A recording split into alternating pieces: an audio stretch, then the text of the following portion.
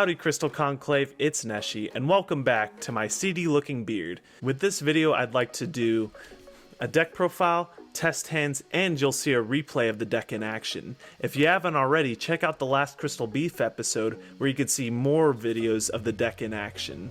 Now, I wanted to showcase this new updated Ultimate Crystal Conclave deck because I kind of wanted to revisit it ever since looking at the meta, seeing that cards like Torrential Tribute and just trap cards in general are just good again pretty much because, you know, Vanity's Ruler is out, Calamity's out, so it's like making Eldritch tier 1, like, since those cards are just always here.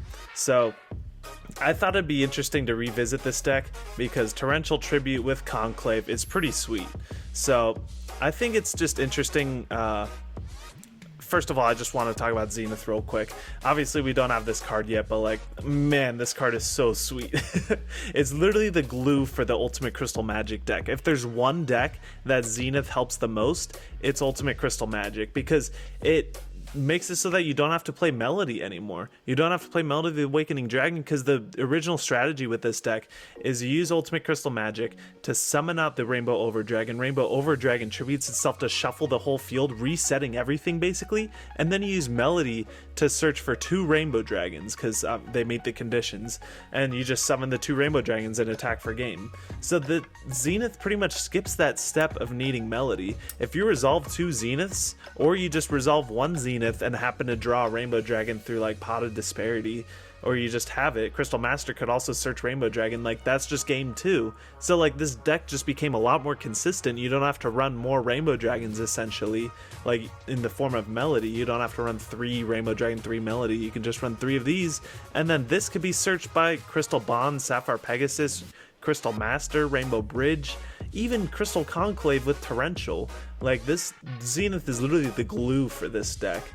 Like if there's one strategy it helps out the most, is definitely this. I'm just gonna go ahead and talk about each card. So triple Rainbow Dragon, I feel like this is okay in this deck. You could cut it down to 2, I could warrant that, but I like 3 because I like sacking into Rainbow Dragon when you can.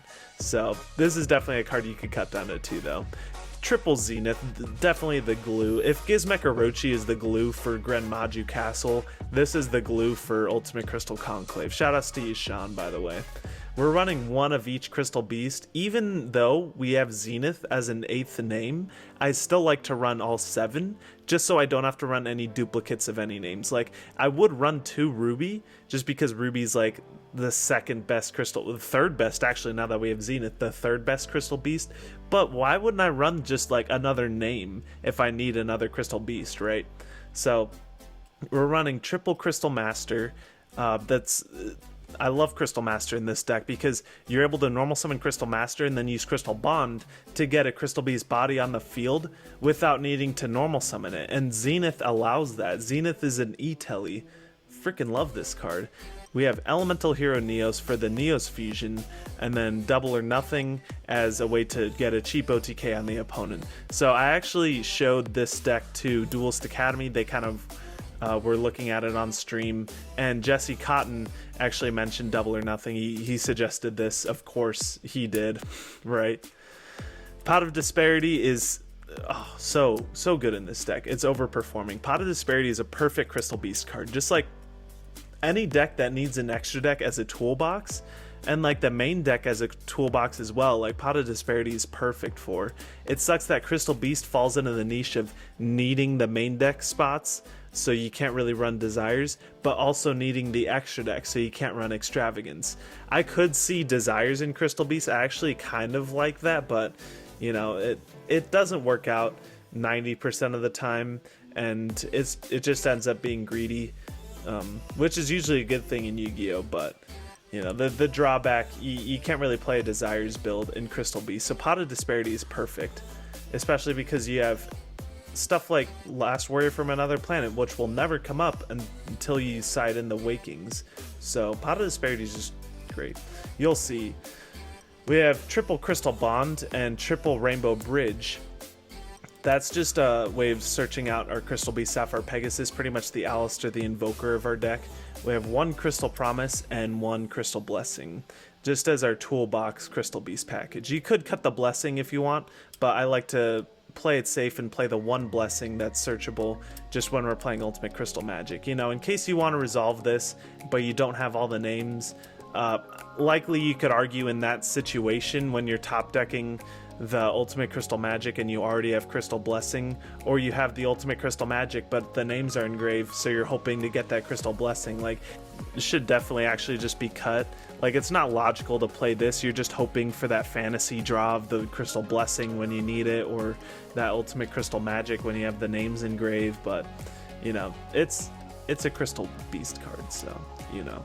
We have, plus it has Sapphire Pegasus on it, so that's like our 4th Sapphire Pegasus in the deck, essentially. Why wouldn't you want that? We have 4 Ruby and 4 Sapphire Pegasus. Perfect. Moving on, we have triple IDP, just like the best trap card in the game right now, if I'm being honest. We have, other than Ultimate Crystal Magic, of course. We have triple Torrential Tribute to combo with our Crystal Conclave. So what's cool about this deck, obviously we have Trap Trick. I'll just finish off the main deck. Trap Trick and Solemn Strike. Solemn Strike just being the 3 of that you can pretty much cut and side out for whichever matchups need it. Trap Trick can also search out Ultimate Crystal Magic, and I think that honestly Ultimate Crystal Magic plus any Crystal Beast is still like the most explosive 2-card combo that we have right now. Even though we have Zenith, you know, we'd have to go into Halki Fibrax combos to really get like huge value off of that Zenith, or like Guard Dragon stuff, but just the raw power of a Crystal Beast plus Ultimate Crystal Magic, it's almost like it's meant to be. Now we have triple Torrential Tribute and triple Conclave, just in case we don't access Ultimate Crystal Magic at all, because it is only a 6 of with the Trap Trick. You don't really want to search it out with the Master or the Bridge, but it's there if you need it.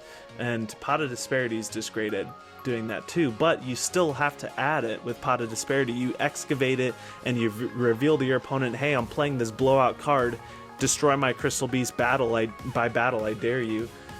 So if they're onto that strategy, it's a very gimmicky strategy where you could play Conclave Control, where you destroy your Crystal Beast monsters with Torrential, and then Conclave just is able to summon one from the deck, and it's able to trigger its effect, and Conclave is just able to bounce. So like Torrential Tribute destroying all monsters for Conclave just puts you so far ahead and gives you so much gas. One of the best 2-card combos in the game. One of my favorite interactions in general. We have Rainbow Neos in the extra deck, and Overdragon just overwatching everything. He's the overlord over all, right? Last Word from Another Planet for Waking the Dragon, Abyss Dweller, Dagusto Emerald, Tornado Dragon, Utopia Double, Lightning for a rank 4 package. So Lightning is mostly for Dragoon, double for the OTK obviously, but if you miss out on the OTK, next turn you can overlay into the Lightning just for some extra versatility, right? You have Dagusto Emerald to shuffle things back for Neos Fusion, but this is likely only if we're playing 2 copies of Neos Fusion or 3 copies. So since we're only playing 1 copy of Neos Fusion, I probably would cut the Dagusto Emerald if I'm being honest. And then Abyss Dweller is sweet because it floodgates graveyard reliant decks. And you could banish this off of Pot of Extravagance if you're playing against a deck that doesn't care about their graveyard. Now we're also running Zeus because he's just kind of crazy, gives your XCs extra value. For links, we're running Access Code Talker, which I've never summoned in this deck, IP Masquerena, Vertanaconda, Nightmare Phoenix, and Unicorn, which I've also never summoned. I've only ever summoned these 3. So, I mean, looking forward in the future, you could take out the Access Code and the Nightmare Unicorn, but they're just always nice to have, right? Side deck is just like good generic side deck stuff. I'd particularly like to highlight the Artifact Sanctum, the Waking the Dragons, and the Heavy Storm Dusters. So this is like our Trap Trick DLC, essentially. Basically being able to switch out our Trap Trick stuff, our Trap Trick targets for any matchup that we'd want. Let's go ahead and do some test hands. So the first one coming up, we're opening, would you look at this? This is the 2-card combo, Emerald Tortoise and Ultimate Crystal Magic. And we have the Crystal Master next turn to pretty much get the Zenith for the second Rainbow Dragon. So you know what I'm going to do? Just set 3 and pass the turn. Just like that. What an amazing turn. This deck is so good. It's so consistent. Look at this. All you need is that 2-card combo, Ultimate Crystal Magic plus any Crystal Beast. Let's see if we can get it here. We're kind of hurting for that Crystal Beast, so I'll go ahead and banish 6. Now, every time, we're not siding, so this is just a free banish right here. Let's just do that. I don't think we're going to be going against a graveyard deck. Let's just say Abyss Dweller's out of here right now. Daigusto Emerald, I was already talking about taking him out of the deck anyway. And then Axis Code, yeah, I've never summoned him in this deck. Neither have I summoned Nightmare Unicorn. Now the last one, this one's tricky. Man, what am I going to send off of this? Nightmare Phoenix. Who cares about that card? Who cares? Look at this. Rainbow Bridge right off the top. Sapphire Pegasus. We're seeing all this great stuff because of Pot of Disparity. This card is so amazing. Obviously, we're going to add this Crystal Bond, keep that bridge in the deck, and we're going to go ahead and lose to an Ash Blossom and Joyous Spring. Who cares where these go?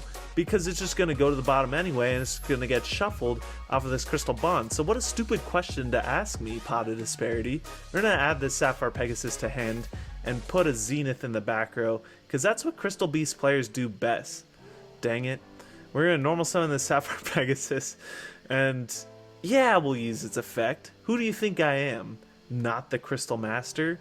I always use Sapphire Pegasus' effect. Unless I'm playing against Blue Eyes, DSOD Seto Kaiba, and he has an Ultimate Providence set, and I have game on hand, I have Lethal, and I normal summon the Pegasus, and I use his effect, and I lose the game.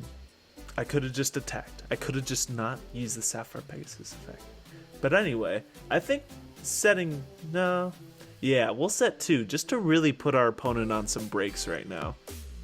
So if our opponent opens Harpy's Feather Duster, we kind of lose, but we could go into a rank 4 right here with Zenith, but I'm not a wuss. I'm keeping my Crystal Beasts up. You can Crystal Promise out this Pegasus to get another body on board, and then if they attack, you can summon that Zenith from hand. Let's do another test hand. These hands are so good. Look at this. Double Ultimate Crystal Magic. You can normal summon this Crystal Master if you want, and then activate his effect. That's going to give you the Crystal Bond. This is exactly what I'm talking about. Getting a Crystal Beast body on the field without needing your normal summon. Crystal Bond, that's going to get us that. Yeah, we're going to get that Sapphire Pegasus to our hand. You already know. And put that Zenith in the back row. He's going to use his effect. He's out here and he's telling everyone why Crystal Beast is the best deck. And we're going to intimidate him even more by summoning out this Amber Mammoth. Are you kidding me? You're running Amber Mammoth in your deck? Your opponent might as well just scoop right there. We're going to set these Ultimate Crystal Magics and this Torrential Tribute, and we're going to activate this Crystal Master in the back row so he can't be targeted. Let's go! We're all set to go. Look at this. Trap Trick and the Crystal Beast. Easy. This is the easiest deck to play, I'm telling you. And it's the best deck. Why wouldn't you want to pick this up for yourself? This will be the last test hand because I've already proved my point, right? I've already proved my point where Crystal Beast is the best deck. You should just drop whatever you're playing and just play this when Zenith comes out. When Zenith comes out. Yeah, I know. He's probably never coming out. Sorry to break it to you. No, I'm just kidding. He's definitely coming out. Or else quitting this game. No, I'm just kidding. Crystal Beast for life. Summoning out that Amber Mammoth just to really stick it to our opponent and let him know. You know, you can also summon that Sapphire Pegasus from your deck, because if you trigger its effect, your opponent will get a prompt like, do you want to negate its effect, even though its effect is already negated. So they'll just go ahead and be like, I might maybe want to do this, and they'll infinite or permanence your already negated Sapphire Pegasus. So yeah, we're just going to pass turn right there, and I'm going to do one more test hand. I'm not even going to play it out, just show you. Full combo. What am I telling you? What have I been saying? This is a hand actually where I'd go Conclave Torrential Tribute and play Conclave Control, because you don't, like I said, you don't want to search out that Ultimate Crystal Magic. So let's go ahead and get into this replay.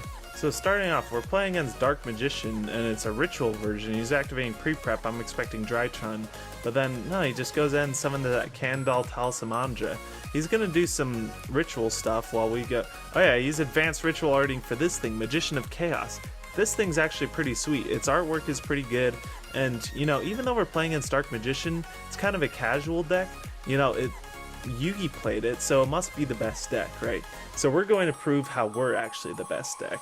and not these guys. He's got a Soul Servant for an Eternal Soul, which is like, he's got the Soul Circle, so that's like the Dark Magician full combo, right? And we're gonna top deck that Conclave. Look at this hand, we've won the game. I don't know why he's still playing. We activate Crystal Bond, and he doesn't scoop, which is interesting. We're going to activate Zenith in the back row, getting that Amber Mammoth. I wasn't kidding you when I'm saying that Amber Mammoth intimidation is a thing. He's going to Eternal Soul and summon a Dark Magician from the deck, and then we're going to use Sapphire Pegasus, put another one in the back row. He's going to try and banish it with Dark Magical Circle, and then this guy says whenever a spell is activated, he gets to pop a card. So that's why we went ahead and activated the Bond first before doing anything else, because what is he going to do? Pop the Bond. We're going to summon out the Zenith off of attack declaration of the Sapphire Pegasus, and Zenith is going to go ahead and get rid of that Magician of Chaos. Main phase 2, we're going to set 3 pass. Now Eternal Soul is going to go ahead and try and summon out this Dark Magician, and we're going to use Conclave. We wanted to do this in the draw phase, and he activated Eternal Soul in the draw phase, which is smart. We're going to use Conclave, targeting the Sapphire Pegasus and the Eternal Soul, and he's going to use this to destroy the Sapphire Pegasus. I didn't care about flipping up Skill Drain at this point. I'd rather use it as a surprise factor, and like, we already have a Pegasus in hand, so I didn't care about bouncing back that Pegasus. And since Conclave says bounce them to hand, it bounces the Eternal Soul, and he doesn't even realize that his whole field is going to go away. So that's what's awesome. Crystal Conclave just saying bounce them, and this is exactly why I wanted to keep the Skill Drain surprise factor. You just summon out the Apprentice Illusion to get no effect, and then we can normal summon the Sapphire Pegasus.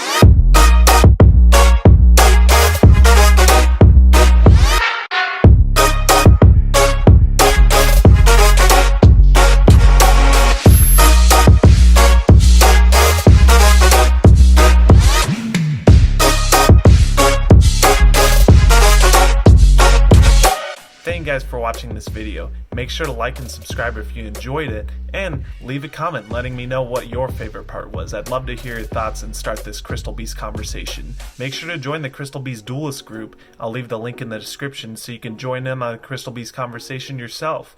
And make sure to have a wonderful day. I'll see you in the next one.